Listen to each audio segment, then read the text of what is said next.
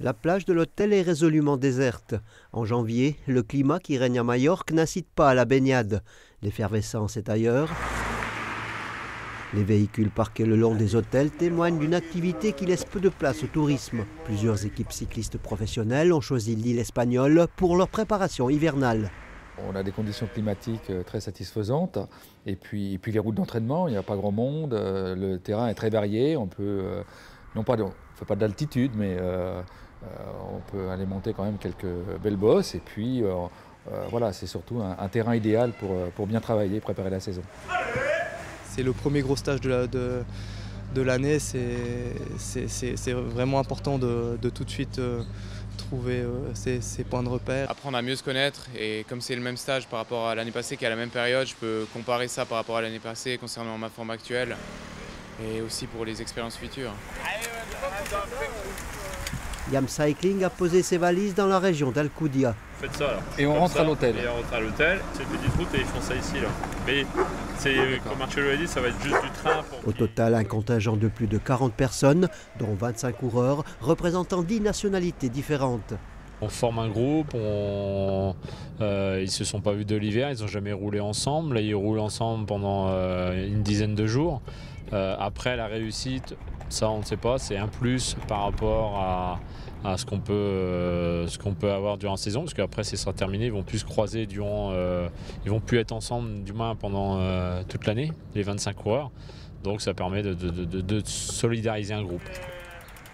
Le stage favorise la familiarisation d'éléments qui doivent servir l'équipe sur les nombreuses compétitions prévues au calendrier tout au long de l'année.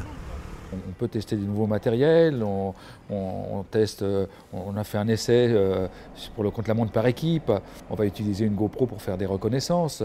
Frustra, c'est pour le gainage, le renforcement musculaire. Bon, c'est quelque chose qu'on pratique déjà depuis maintenant, c'est la deuxième année. Hein, et on en profite également parce que là, les coureurs, tout de suite après le stage, ça y est, ils sont chez eux. Hein.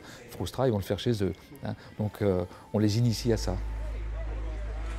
Le principal outil de travail des coureurs fait également l'objet de toutes les attentions.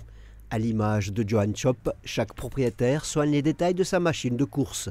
Chaque mécano a sa manière de faire les mesures.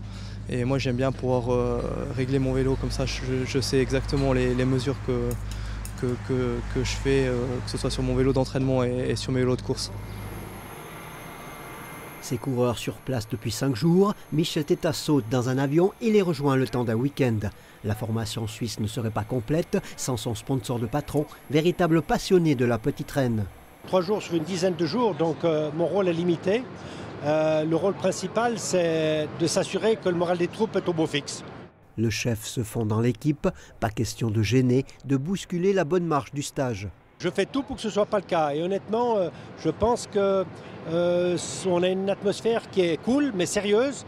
Et depuis une année maintenant, je tutoie tout le monde et tout le monde me tutoie, c'est plutôt bon signe. Le boss dégage un côté paternel, protecteur, qui tranche avec la rigueur observée parfois chez certains dirigeants engagés dans le sport professionnel. J'ai eu la chance de travailler dans des équipes où, oui, effectivement, il y avait un petit peu cette ambiance. Mais là, je crois que c'est encore un petit peu plus renforcé avec Michel Teta, hein, qui donne le ton. Voilà. Alors, oui, c'est familial, mais c'est aussi très, très, très professionnel. La preuve avec les bons résultats glanés en 2012. Yam Cycling se profile comme une équipe sur laquelle il faut compter.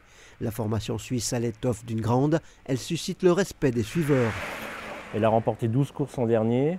C'est un joli chiffre hein, pour une équipe qui démarrait.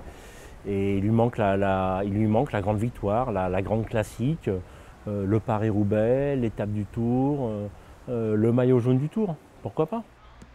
Yam Cycling attend encore son invitation pour la grande boucle. Une première participation en forme de récompense pour une formation ambitieuse à la recherche d'une référence dans le milieu. Une équipe qui n'a pas ménagé ses efforts durant son stage passé sur sol espagnol.